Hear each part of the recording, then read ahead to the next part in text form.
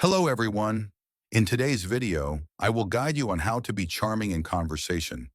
If you want to be the center of attention and have everyone compliment you on your sweet talk and be amazed, then this is the video you need to watch. Let's get started. Clearly, being charming in conversation brings many benefits. Life sometimes resembles darkness and light. Without light, life becomes gloomy. So how can we brighten our lives? It's very simple. Just light it up. Similarly, when you speak without charm, everything around seems negative, and many opportunities in life are closed off.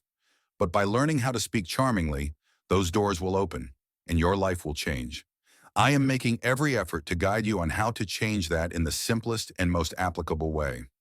I believe that with just this video, you will see the difference as long as you watch it with focus and attention. Now, we will move into step one of becoming a more charming conversationalist. That is to maintain a ratio of 1 to 3. Some of you might wonder, if in a conversation we just silently empathize and go along with someone else's story, will it become boring? If we only listen and ask questions based on their story, is that a balanced conversation? That's why we need an important step for balance. In this step, we need to express our perspective so that we also feel important and the conversation doesn't become one-sided and dull. This is a very important part. If you do well in this step, I guarantee you can talk all day without getting bored. Even from a simple topic, you can maintain energy and receive affection from the other person. So what is the 1 to 3 ratio? It's very simple. In a conversation, when the other person expresses their point of view about 3 times, you only need to express your perspective once. That's it. I repeat, let others share their opinions 3 times, then it's your turn to speak once. However, some of you may object. What kind of conversation is that where they talk 3 times and I get to say something only once? That's boring. Why should I be quiet and go along with them without being able to express my opinions freely? Friends, this is a classic equation. We only become lacking in charm when we talk too much. Conversely, we are charming when we speak less, but say the right thing. When you talk too much, you create opportunities for mistakes. And in the end, the one who suffers is you. So speak less, but ensure quality. The 1 to 3 formula will help you avoid nonsensical remarks, causing discomfort, or being judged as lacking in charm. Suppose you have a girlfriend who just received news of failing her university entrance exam and comes to tell you that she is very sad. You need to identify her mood and empathize by focusing on her feelings. If she is sad, you should also show sadness. You could ask, "How long have you known this news?" She might respond, "I just found out." You go along. "So, am I the first person you're telling this to?" She nods and you continue. "Honestly, if there is anything I can do to make you feel better, I will do it right away. Just tell me what you want me to do. I'm ready." This is how to create a connection. But if you only do that, the conversation may become one-sided and boring. That's when the 1 to 3 ratio comes into play. After she has shared 3 things, for example, she's sad, needs someone to listen, wants a hug, you have the opportunity to express your perspective. This perspective does not need to be too complicated. It can be simple and sincere. For example, you could say, "Hey, I see people often say online that when we're sad, we should go out to eat. Eating can help dispel sadness. Let's go eat, I'll take you." This way of speaking is very simple but effective. However, to avoid rambling or being uncharming, you need to follow 2 principles. Only say what you know, don't exaggerate or make things up. Speaking truthfully is key. If you exaggerate, the other person, especially those with experience, will feel uncomfortable and lose their good impression of you immediately. If you don't know, acknowledge it humbly.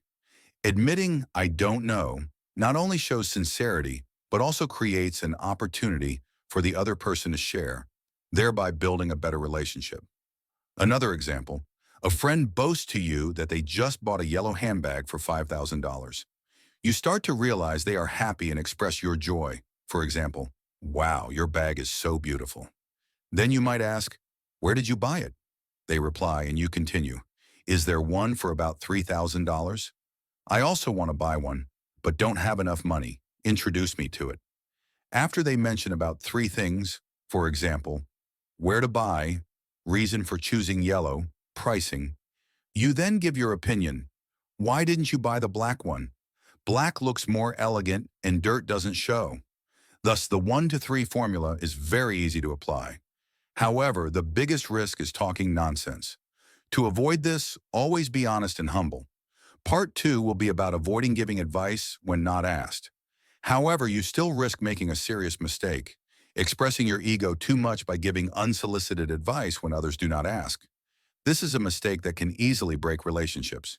In reality, most people do not need advice from anyone unless they actively ask for it.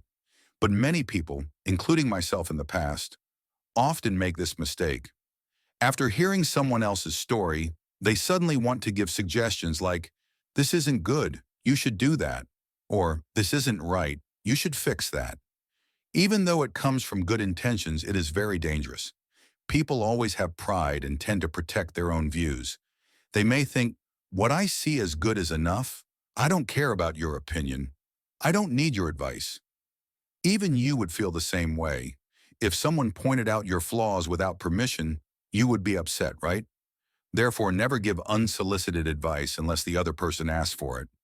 Moreover, just by listening for 30 minutes, you cannot fully understand someone's life. Only they, who live every single day for 24 hours, truly understand and have the right to decide. Sometimes they may have already made a decision, but haven't dared to act on it. Time will help them take action. You don't need to worry or intervene. The golden rule is, only give advice when asked. I hope that after this video, you have grasped how to win the affection of others. Some people may think, if I do this, am I living for others? What about myself? Let me tell you, giving first is the way to receive back. I am a living proof. Although many people have never returned a single cent to me, I have received a lot of affection and love from all of you. That makes me continue to share and live a more meaningful life. If you give empathy and listen, you will receive wonderful things in return. But be patient, just like how 5 years ago no one knew me. But now I have changed. Life requires long-term perseverance. I hope that after this, conversing with charm is no longer a difficult thing. Everything I guide is very simple and practical in life. Thank you for following along. See you in the next videos.